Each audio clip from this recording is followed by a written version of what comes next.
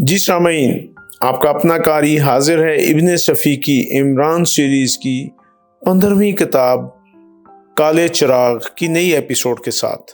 مجھے امید ہے کہ آپ یقیناً اردو ادب کی اس منفرد تخلیق سے لطف اندوز ہو رہے ہوں گے۔ اگر آپ نے اس سے پہلے والی ایپیسوڈز نہیں سنی تو ہمارے چینل کی پلے لسٹ میں جائیں اور پچھلی تمام ایپیسوڈ سنیں اور اپنے لطف کو دوبالا کریں۔ آئیے سنتے ہیں عمران سیریز کی نئی ایپیسوڈ۔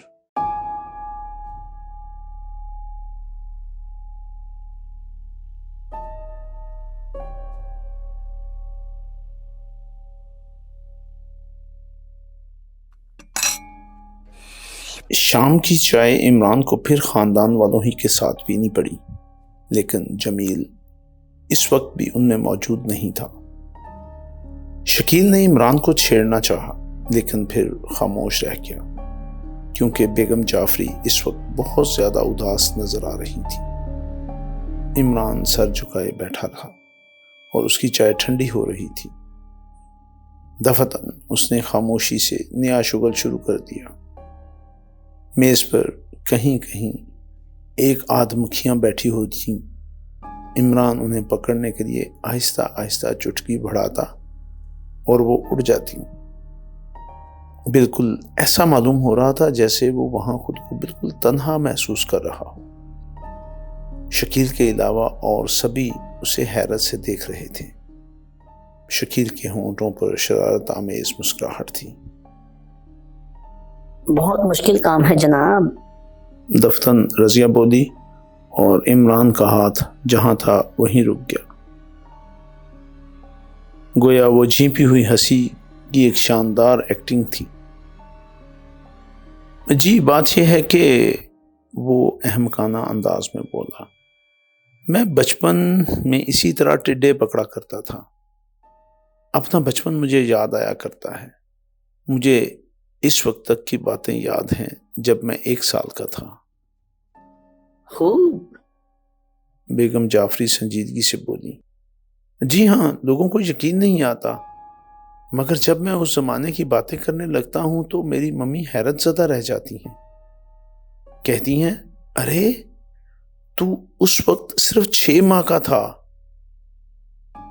کمال ہے، غزالہ حیرت سے آنکھیں پھاڑ کر بولی، لیکن عمران صرف بیگم جعفری ہی سے مخاطب رہا۔ وہ کہہ رہا تھا، مجھے اچھی طرح یاد ہے جب وہ 2 برس کا تھا تو اس عمارت میں آیا تھا۔ یہ غالباً 1930 کا واقعہ ہے۔ یہاں صرف ایک بوڑھی عورت رہتی تھی۔ سن 30 کی بات کر رہے ہیں آپ؟ بیگم جعفری نے پوچھا۔ جی ہاں۔ تب پھر یہاں آپ کی حیرت انگیز یادداشت آپ کو دھوکہ دے رہی ہے۔ انہوں نے مسکرا کر کہا، یہ ناممکن ہے۔ یقین کیجئے، ہم نے یہ عمارت 1930 میں ایک بوڑھے انگریز سے خریدی تھی۔ وہ یہاں تنہا رہتا تھا، اس کے ساتھ کوئی بوڑھی عورت نہیں تھی۔ میں کیسے یقین کر لوں؟ عمران بڑبڑایا، میری یادداشت۔ آپ اپنے بیان کے مطابق صرف 2 برس کے تھے۔ بیگم جعفری مسکرائی، جی ہاں۔ تب آپ کی یادداشت پر بھروسہ نہیں کیا جا سکتا۔ میں اس وقت جوان تھی۔ مجھے افسوس ہے کہ میری یادداشت۔ عمران مغموم آواز میں بڑبڑا کر رہ گیا۔ چند لمحے خاموش رہ کر بولا، اچھا اس بوڑھے انگریز کا نام کیا تھا؟ Mister garden. اوفو، مجھے مسز گارڈن یاد آ رہا ہے۔ یہاں کوئی مسز گارڈن نہیں تھی۔ بیگم جعفری اسے بولنے کا موقع دیے بغیر لڑکوں کی طرف دیکھ کر بولی، اس وقت ہم اس کوٹھی کو خرید کر بڑی مصیبت میں پڑ گئے تھے۔ تم لوگوں کو یاد ہوگا کہ تم سب چھوٹے چھوٹے تھے۔ جس دن ہم نے کوٹھی خریدی اسی دن پولیس نے یہاں چھاپا مارا، مگر گارڈن تو جا چکا تھا۔ بعد کو ہمیں معلوم ہوا کہ وہ انگریز نہیں تھا بلکہ کسی دوسری سلطنت کا جاسوس تھا۔ مہینوں پولیس ہم سے پوچھ گچھ کرتی رہی۔ عجیب مصیبت تھی۔ رات کو سونے کے لیے لیٹتے اور پولیس کے آفیسر باہر دستک دے رہے ہوتے۔ بعض اوقات تو ایسا معلوم ہوتا جیسے پولیس ہم پر بھی شبہ کر رہی ہو۔ وہ جاسوس تھا؟ عمران حیرت سے آنکھیں پھاڑ کر بولا، لیکن بیگم جعفری اس جملے کا جواب دیے بغیر بولتی رہی۔ پولیس والے جب بھی آتے پوری کوٹھی الٹ پلٹ کر رکھ دیتے، کچھ نہیں تو کم از کم 150 بار تلاشی لی گئی تھی۔ پھر جب تمہارے پاپا نے وائسرائے سے شکایت کی تھی تب کہیں جا کر یہ سلسلہ ختم ہوا تھا۔ لفظ وائسرائے سے مجھے ایسا لگتا ہے جیسے کوئی مینڈک پاجامہ پہنے پھدک رہا ہو، عمران نے بڑی سنجیدگی سے کہا، اور سب لوگ ہنس پڑے۔ عمران کے چہرے پر بکھری ہوئی حماقت میں کچھ اور اضافہ ہو گیا۔ کیا آپ نے سچ مچ انگلینڈ میں تعلیم حاصل کی تھی؟ بیگم جعفری نے پوچھا۔ نہیں، بلکہ وہاں تعلیم مجھے حاصل کر گئی تھی۔ خدا نہ لے جائے کسی شریف آدمی کو انگلینڈ۔ یہ شکیل صاحب تو جانتے ہیں کہ وہاں پکوڑے اور 12 مسالے کی چاٹ کھانے کے لیے کتنا بےتاب رہا کرتا تھا۔ وہاں جلیبیاں بھی نہیں ملتی تھیں، خدا غارت کرے ان انگریزوں کو۔ مگر اب سنا ہے کہ آج کل وہاں حقے کا خمیر بھی مل جاتا ہے۔ ہاں، مجھے یاد آیا، شکیل ہنسی ضبط کرتا ہوا بولا، ایک بار تم نے وہاں ایک بڑے ہوٹل میں بینگن کا بھرتا طلب کیا تھا اور بیچارہ ویٹر بینگن کا تلفظ صحیح کرنے کی کوشش میں بے ہوش ہو گیا تھا۔ بیگم جعفری لڑکیوں کی طرف دیکھتی رہی۔ شکیل کے علاوہ اور سبھی عمران کے متعلق الجھن میں تھے۔ یہ بات ان کی سمجھ میں نہیں آ رہی تھی کہ عمران آدمیوں کے کس ریوڑ سے تعلق رکھتا ہے۔ عمران نے اب پھر چپ سادھ لی تھی۔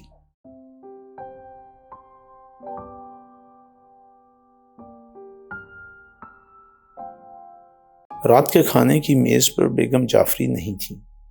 ان کی طبیعت کچھ خراب ہو گئی تھی، لہٰذا دوسرے حاضرین کی بنائی تھی۔ لڑکیاں عمران کو بات بات پر چھیڑ رہی تھیں۔ ہمیں حیرت ہے کہ لندن والوں نے آپ کو واپس کیوں آنے دیا؟ غزالہ بولی۔ مجھے خود بھی حیرت ہے، عمران نے بڑی معصومیت سے کہا۔ وہاں اس زمانے میں کسی چڑیا گھر میں کوئی کٹہرا خالی نہیں تھا۔ شکیل سنجیدگی سے بولا۔ عمران خاموش ہی رہا۔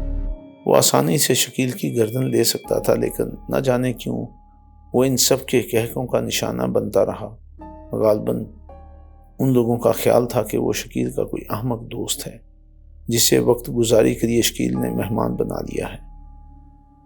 ان دنوں گھر کی فضا کچھ ماتمی سی رہی تھی۔ عمران کے آنے سے قبل یہاں کوئی دل کھول کر ہنستا ہوا نہیں دیکھا جاتا تھا۔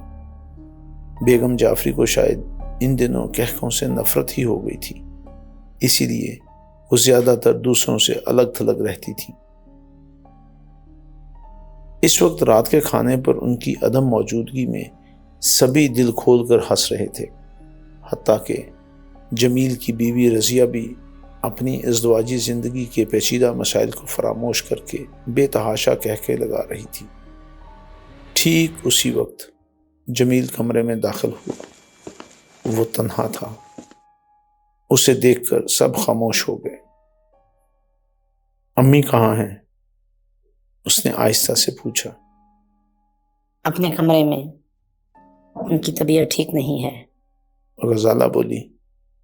اوہ اچھا، مگر وہ مجھ سے خفا ہیں۔ بہرحال اس وقت میں تم سب لوگوں کے پاس ایک درخواست لے کر آیا ہوں۔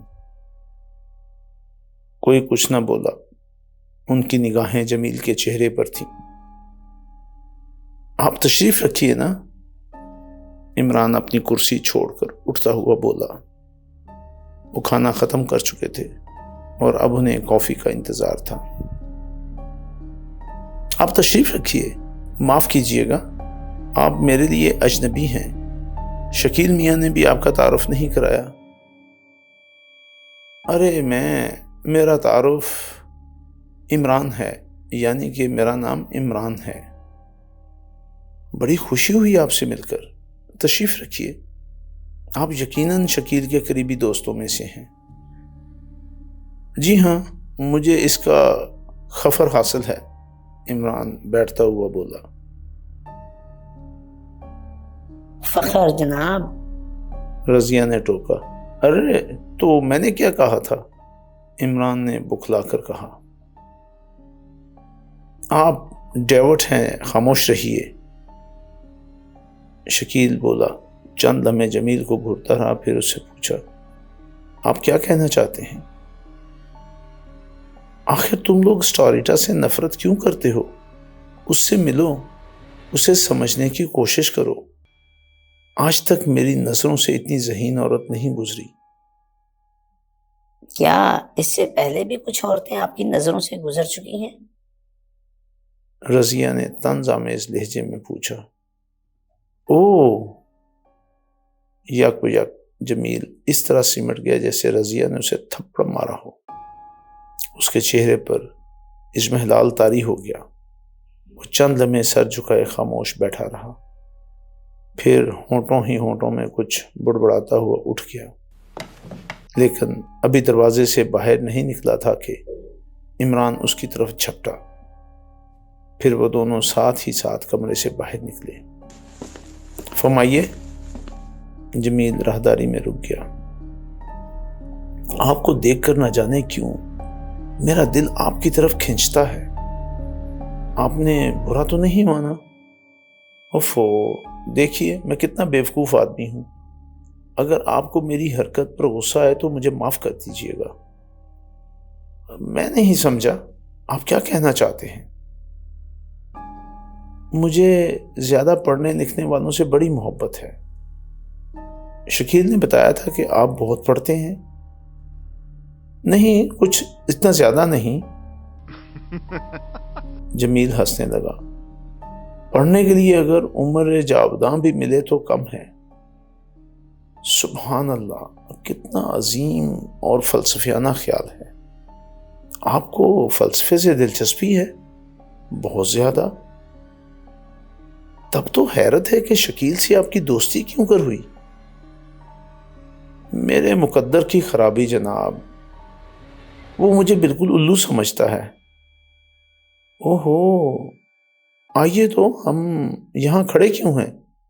میں آپ کو اپنا کچھ ورک دکھاؤں گا۔ میری خوش نصیبی ہے، چلیے۔ عمران بڑبڑاتا ہوا اس کے ساتھ چلنے لگا۔ میری سب سے بڑی خواہش یہی ہے، کاش اپنے یہاں بھی کوئی اوریجنل تھنکر پیدا ہو سکے۔ ہر ذی ہوش آدمی کی یہی خواہش ہونی چاہیے، جمیل نے کہا۔ مگر مشکل تو یہ ہے کہ ہم من حیث القوم احساس کمتری کا شکار ہیں۔ جی ہاں، اور کیا؟ آپ شکیل کے بے تکلف دوستوں میں سے ہیں۔ جی ہاں، شکیل مجھ سے بہت زیادہ بے تکلف ہے۔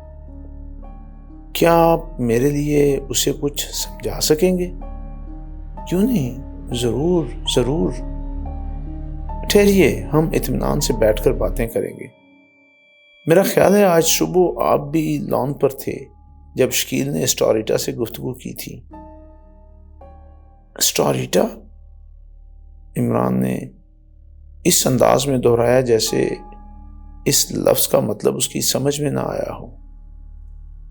جی ہاں، وہ عورت جو میرے ساتھ تھی۔ اوہو، وہ انگریز عورت؟ انگریز نہیں، سوئس ہے۔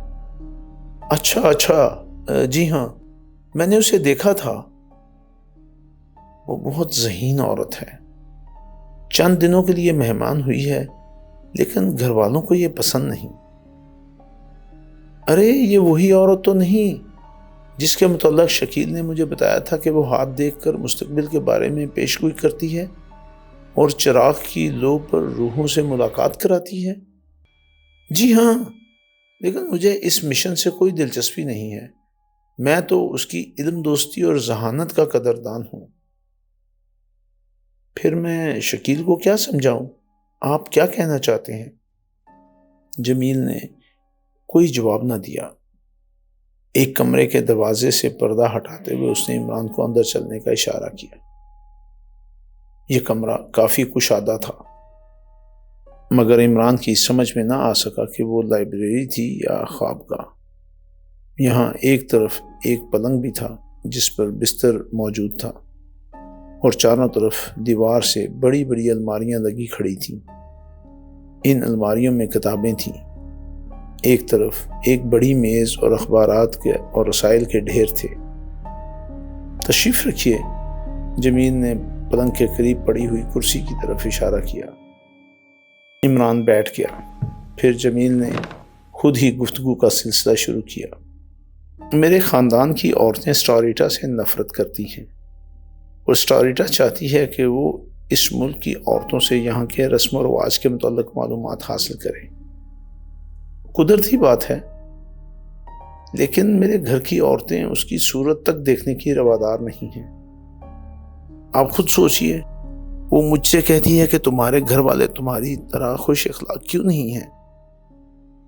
ضرور کہتی ہوگی، لیکن آپ کی بیگم، میرا خیال ہے، وہ اسے قطعی پسند نہیں کرتی۔ آپ نے سنا تھا رضیہ کا جملہ؟ جمیل مایوسانہ انداز میں بولا۔ عورت اپنی ذہنیت نہیں بدل سکتی، خواہ وہ کتنی ہی تعلیم یافتہ کیوں نہ ہو۔ وہ سمجھتی ہے شاید میں اسٹاریٹا سے جنسی تعلقات رکھتا ہوں۔ نہیں رکھتے آپ؟ عمران نے حیرت سے پوچھا۔ ہرگز نہیں، لا حول ولا قوت۔ عمران برا سا منہ بنا کر بولا۔ کیوں جناب؟ ارے تو پھر کیا ذہانت چاٹنے کی چیز ہے؟ معاف کیجئے گا، آپ عجیب آدمی ہیں۔ عجیب ترین کہیے، عمران سر ہلا کر بولا۔ عورتوں کے ساتھ بیکار وقت ضائع کرنے سے کیا فائدہ؟ اب یہی ہے، کیا نام، اسٹار کٹیار، نہیں، بہرحال جو کچھ بھی نام ہو، اسٹاریٹا، جمیل بڑبڑایا۔ جی ہاں، جب سے میں نے اسے دیکھا ہے پتہ نہیں کیا ہو رہا ہے میرے سینے میں۔ میں نے آپ کو سمجھنے میں غلطی کی تھی، جمیل نے مایوسی سے کہا۔ اگر آپ جانا چاہیں تو جا سکتے ہیں۔ میں نہیں سمجھتا کہ آپ نے مجھے سمجھنے میں غلطی کی ہے، عمران نے خوش اخلاقی سے کہا۔ اسٹاریٹا سے میرا تعارف کرا دیجئے۔ آپ ہوش میں ہیں یا نہیں؟ جمیل غصیلی آواز میں بولا۔ میں بالکل ہوش میں ہوں، ابھی میرا عشق تیسرے سٹیج پہ نہیں پہنچا۔ آپ تشریف لے جائیے یہاں سے۔ اگر آپ شکیل کے مہمان نہ ہوتے تو… ٹھیک اسی وقت کسی نے دروازہ پر دستک دی۔ آ جاؤ، جمیل عمران کو خونخوار نظروں سے گھورتا ہوا بولا۔ ایک نوکر کمرے میں داخل ہو کر بولا۔ میم صاحب آپ کو یاد کر رہی ہیں۔ اچھا، جمیل اٹھتا ہوا بولا۔ اسی کے ساتھ عمران بھی اٹھا۔ وہ راہداری ہی میں تھے کہ انہیں ایک چیخ سنائی دی، اور جمیل بے تحاشا آواز کی طرف دوڑنے لگا۔ پھر عمران نے اسے کمرے میں داخل ہوتے دیکھا، اور اسی کمرے سے پھر کسی عورت کے چیخنے کی آواز آئی۔ عمران بھی جھپٹ کر جمیل کے پیچھے ہی پیچھے کمرے میں داخل ہوا۔ کمرے میں ایک چھوٹی میز پر 3 چراغ روشن تھے، اور اسٹاریٹا سامنے والی دیوار سے لگی کھڑی تھی۔ کیا بات ہے؟ جمیل نے گھبرائے ہوئے لہجے میں پوچھا، لیکن نہ تو ریٹا نے کوئی جواب دیا اور نہ اس کے جسم ہی میں حرکت ہوئی۔ وہ دونوں اس کے قریب پہنچ چکے تھے۔ عمران نے دیکھا کہ ریٹا کا چہرہ پسینے میں ڈوبا ہوا ہے، اور آنکھیں اس طرح پھیلی ہوئی ہیں جیسے اسے کوئی خوفناک چیز نظر آ گئی ہو۔